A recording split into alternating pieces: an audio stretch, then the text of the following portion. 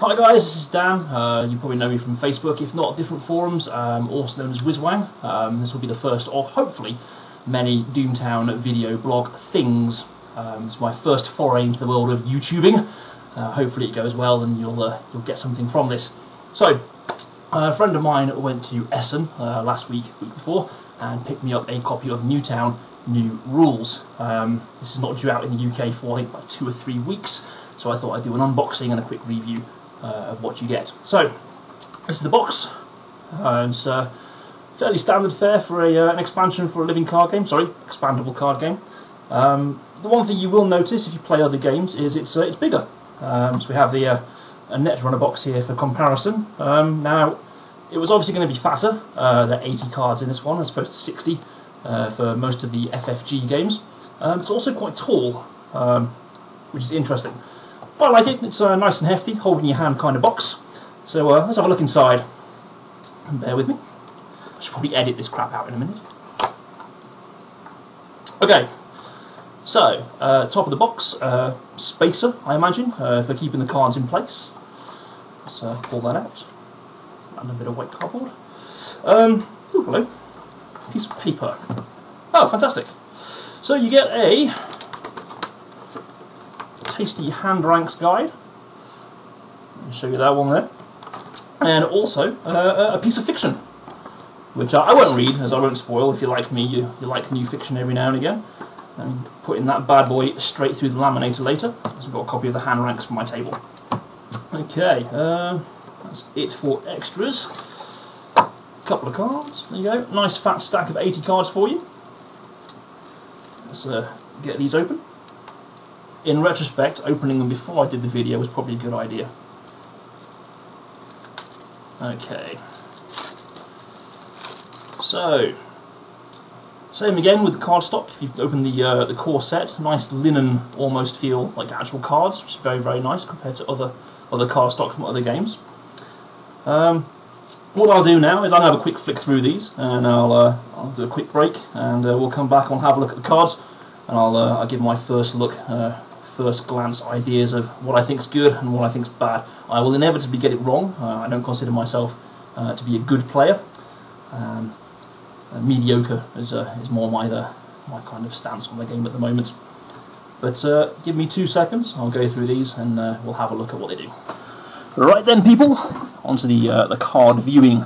I'm going to go through these in the order they came out of the box, so you'll when you open your box you'll see these in the exact same order as you shuffle through them. Now I know they've been spoiled elsewhere. I'm just going to have a look through them. I'll admit I haven't looked at all the spoilers, so some of these are going to be brand new to me, and I'm going to give you some of my ideas as to what I think about the cards and their usefulness. So we're going to start off with the spades, the chaps in the box, and ladies. I'll start with the 4th ring, and we get Dolph Zug. Dolph's a fairly solid chap.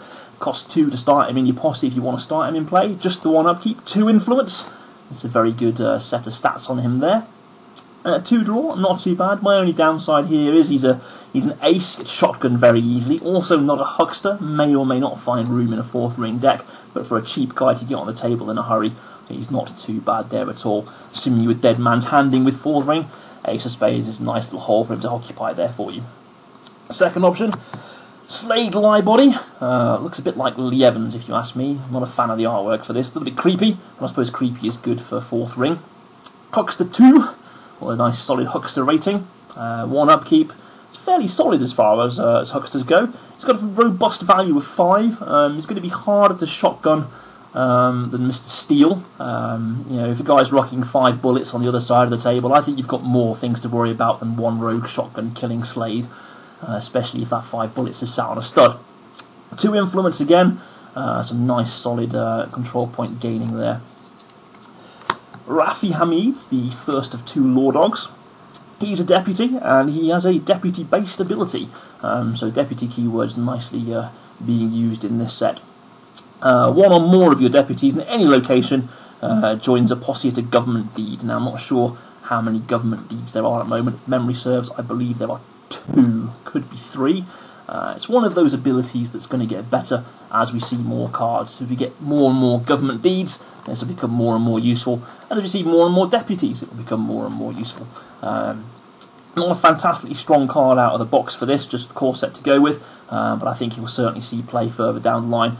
There is one thing to be said though, another 2 influence. Seems to be a fairly solid influence pack this. Should give Dudes and Deeds a bit of a run for their money, as they have the potential to be quite dangerous at the moment. Second of the Law Dogs, Mr. Wiley Jenks. Now, I like Wiley, I like his ability a lot, +1 bullet for every wanted guy in the opposing posse. It's not like Law Dogs have a hard time making people wanted. So he's potentially quite the beast, especially as he's stud. You know, make 2 wanted guys, that's 4 bullets on a stud, nice and good to go for you. He does cost 8 to put into play. I'm not sure you'd start him either, unless you're going for a hefty, you know, throw out wanted as fast as you can, shoot stuff with Wiley build. It's an option. It certainly could be out of a dead man's hand deck in 8 of spades. But I think Steve is still the go-to 8 of spades guy there. He's neutral, so goes in any deck, and he has the ability to get back in there by discarding him from play. So Wiley or Steve, it's going to be a tough call. I'm probably going to play with both and see how they pan out. Morgan Cattle Company coming up next. So we'll start with Kyle Wagner. He's a mad scientist. See, Morgan are keeping the mad scientists in there to themselves at the moment. Fairly dominant there. Mad Scientist 2, solid starting skill set. He's not great. It seems to be the cooler the Morgan abilities are, the worse the cards are themselves. So he's a 2, he's going to get shot, he's got no influence, he's only 1 draw, that might as well be 0. But he has got no upkeep. His ability, however, is pretty sweet. If he's at a ranch, unboot the ranch and you can use it again. Might be good for coaxing your opponent to where you want them, get them over, you know, get Carl to a ranch, unboot it, try and coax them over to try and take it off you before you can use it again. Again, one of those cards that the more ranchers come out with cooler abilities, more and more Kyle will see play. And here we go. Lily Morgan. So Morgan missing their king from the core set, and she's turned up already. This is beastly. 5 influence, straight out, just simply awesome. Use her with the Morgan Cattle Company house ability, outfit ability, Game of Thrones terminology slipping out there. So use her with the outfit ability, boot her and the outfit, put any deed in the game straight into play. Okay, you have to move her there, but it's not like she can't get out of trouble in a hurry. Her ability is fantastic. Pay X, move X of your guys to her location and join her posse. This is brilliant. She has an ability that gets her 3 cash, and immediately you can bring 3 guys in. Combine her with Mr. Getty, that's another 4 cash, 7 cash just for starting a shootout. It's phenomenal. Get a flamethrower in there and you can barbecue the whole damn town.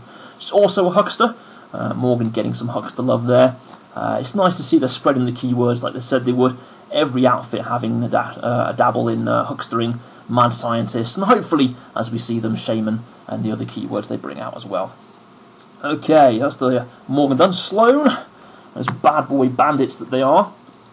Ulysses Marks. Again, 2 influence, solid influence all the way through this pack. It's fantastic. He's got a saloon ability. When he's at a saloon, the saloon gets 1 additional control point. So, you know, Ulysses and, oh, what's her face from the core set? You know the one, Madam Saloon, I'm going to sit here and not be called out. These 2 work fantastic with your saloons. Up the control point. 1 person there that can't be called out. It's brilliant. I think there's going to be a very fast rush deck out of Sloan. I think it's not quite got legs yet, but I expect to see some pretty fast control grab Sloan decks coming out shortly. New ability, if he is at a saloon, move another dude at the same location to the town square booted. So you can send people out to the town square. In a Sloan shootout deck, that's not going to be a bad thing. Sloan number 2, Alice Stowe, 3-stud, beefy bullets in the Sloan gang. Again, another 2 influence. Absolutely stonking. Okay, more awesome abilities for Sloan. If one of your wanted dudes accepts a call-out, Alice may join the posse from any location, so she just goes and gets involved. So, okay, cool, you want to pick on my crappy little guy, Travis Moon, he's done his job, he's walking around trying to get himself killed as he does in most games. All of a sudden, Alice turns up and puts 3-stud bullets right in your face. Quite a hefty upkeep for Sloan of 2, and I think she's definitely going to see play. On to the neutral chaps. Wilbur Crowley, I'm very excited for Wilbur. Another neutral huckster, this is fantastic. So, huckster's getting a lot of love in this pack. You could feasibly start an entire huckster lineup out of 4th ring now. You got Wilbur, Mr. Steel. I don't know if Wilbur's going to be better than Steel. I think you definitely start both. Steel's got an upkeep, Wilbur hasn't. Steel's got 2 influence, Wilbur's only got the 1, but it gives you 2 hucksters starting them both fairly cheaply as well. So he's pretty good. And again, a nice robust 6 value. He's not going to get shotgunned in a hurry. Someone with a shotgun is going to need 6 bullets to take out Crowley. It's not like he's going to get Ramiro'd, as everybody else seems to at the moment. And then we have Roderick Beyer. Looks like he's going to be another one of our mayoral candidates in the story. He's just a nice neutral mad scientist. He's effectively the mad scientist version of Wilbur. Same guns, same bullets, same influence, same cost, no upkeep. Simple one keyword for whatever you want to do, whether it be gadgets or hexes. I certainly see Roderick getting some play. Covers the spades. Some very exciting cards in there. I cannot wait to bust out Lillian myself and start dragging people all over the board. So, deeds next. Fantastic couple of deeds coming up. So, Town Council, and there we are, is a government deed. It's already making the Lord Dog government deck an option. 1 control point. It's private, so again, Lord Dogs making people wanted, try and coax them into starting a shootout there, all good. Nice control and react. If you win low ball, choose one of your dudes, they get +3 influence until the first high noon play is resolved. I'm not sure what you do with this. I am blatantly missing something, I think, somewhere. Probably the best use is going to be wrenching control of something you haven't got, so you can use an opposing person's deed with your +3 influence, you gain control of it, use it as the first noon play, you lose your influence, they get the deed back, but the deed's been used. So it's a sneaky little deed stealing effect there, and I suspect there'll be other more inventive things people can come up with. If you think of anything, let me know, and I'll consider myself taught and schooled. 1 income's nice, 2 cost is nice. I can't see a reason why you wouldn't play it in a couple of decks, simply for a nice cheap control point if you need it. And then we have the R&D Ranch. Now, this is another card that I did see when it was spoiled. I think this is the card in the set. Just pipped out another card we're coming up to in a minute. But this is phenomenal. It's an out-of-town control point. There's nothing to hate about this card. It's going to cost you a boot to get there, or a shadow walk, or a horse. It's going to cost you something to come and take this off me if I play it. I don't think you'd ever really use it to make the money. Okay, you can pull for 2 Ghost Rock. I think it's more of an idiot trap. If you come and take it off me and then you need some money in a hurry, you try and use it, you pull a club and kill all you guys. It's going to be quite good. I'm not sure the card pool is robust enough yet to run a no-event deck and use it aggressively yourself.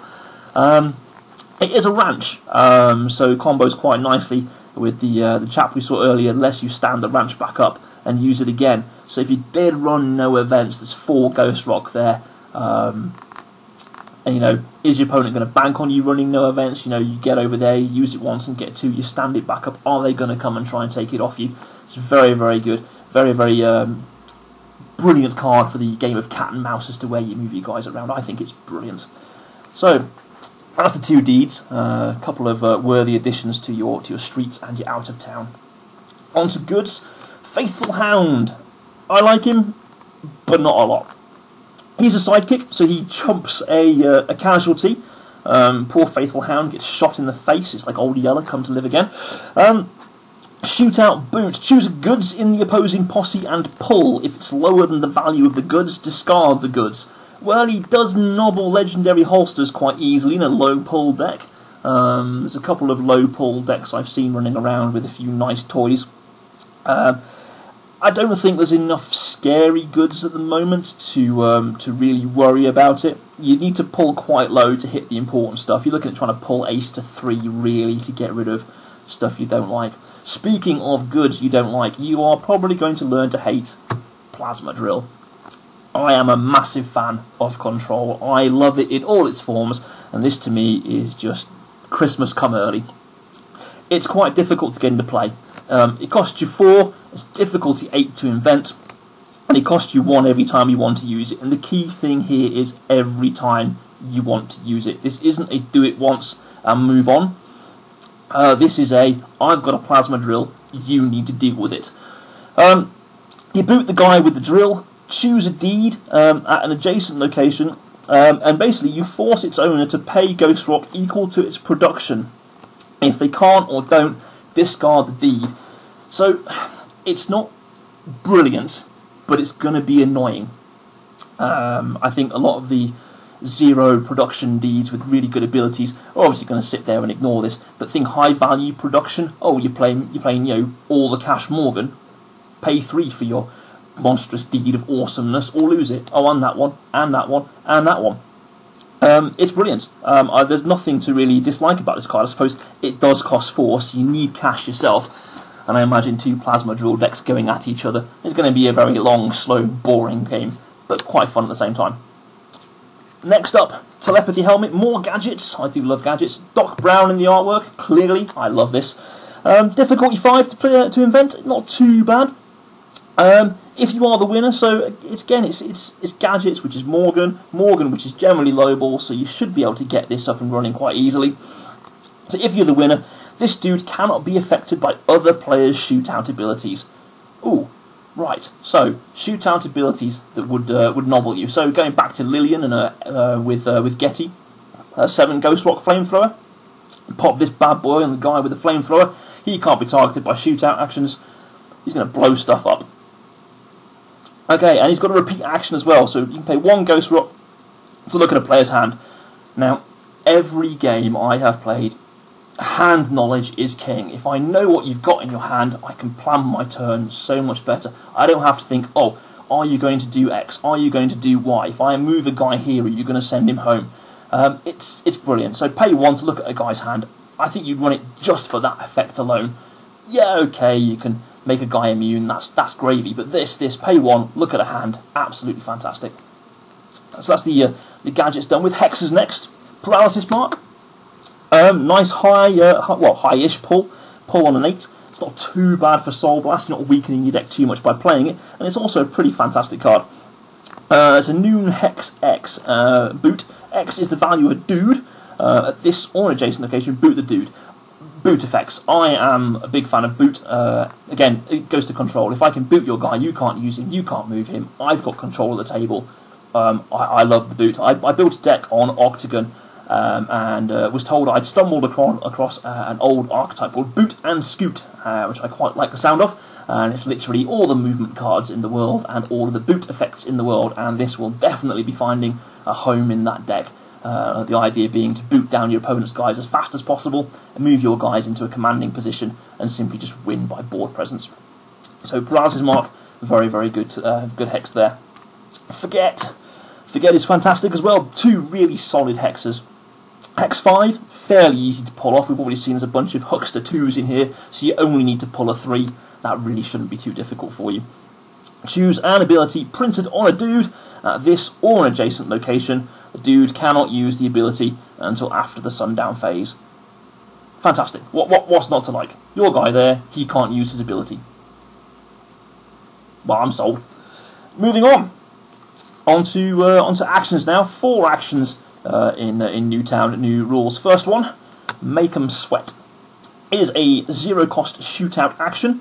Boot your dude to reduce another dude's bullet rating by your dude's bullet rating. There's a lot of dudes and bullets in that.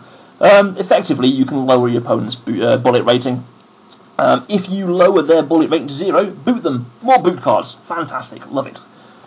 Very simple there. It's an ace. It's a low pull. I suppose if you're going for a low pull deck, it's not going to be a problem. I'm not sure it edges out a couple of the other Ace of Clubs cards just yet. I suppose it depends on what you're building. Next up, Backways. Another 0 cost action. Move a wanted dude to another location. So we've gone from booting to scooting. Movement cards are always going to be good. Anything that gets you into or out of trouble is always going to be a fantastic card to have in your hand.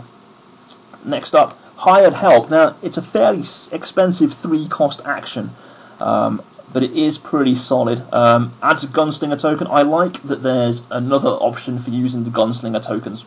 I think we're going to see a couple more cards that use them as well as we go forward, so that'll be fantastic. I'd imagine in the back of my mind somewhere I'm thinking a deck that just basically makes tokens with very few actual dudes, and I'd love to see that. That's just mad theory that we'll probably never see the light of day, but hopefully one day we'll see it. So yeah, make a guy, add him to your posse. It costs 3. Not going to see you playing a lot of decks, however. Anything that gets cash, again, back to Lillian. She's got some nice support in this pack. Gives her another guy to help defend her. And the final card that you'll get in the pack is Too Much Attention. Boots a guy, or boots a card with one or more control points. Again, it's a fantastic control card. Simply, flat out, boot a wanted dude. Again, booting, fantastic control. Or boot a card with one or more control points. Now, immediately you obviously think you can boot deeds, a problem deed that might get used later, you can boot it out. But also you've got all those Sloan guys that sneak control points left and right for doing various little bits and pieces. That's going to be very good for maintaining control over those guys. So, some really good cards. I've already got a few deck ideas I'm going to be looking at playing, and hopefully I'll see you guys at the UK events over the next couple of weeks. Speaking of, 22nd of November in Worcester, I will be there, showing all how inept I am at this card game as I desperately try and take control of locations with Travis, and I don't boot my guys no matter where I'm moving them. Please feel free to come down and mock me and claim a free win. So I hope you've enjoyed the video. I say it's my first foray into online reviews. I've realised I say a lot. I'm going to work on that as we go forward. If you have any comments, please do leave them in the box at the bottom. My finger in the camera. Box at the bottom down there. Comments or the little like button over there. Let me know you've enjoyed it, and who knows, I'll make some more. Worst case scenario, it's 20 minutes of your life where you get to giggle at a rambling Englishman talk crap about cards. So there you go. First pack of the expansions for Doomtown Reloaded.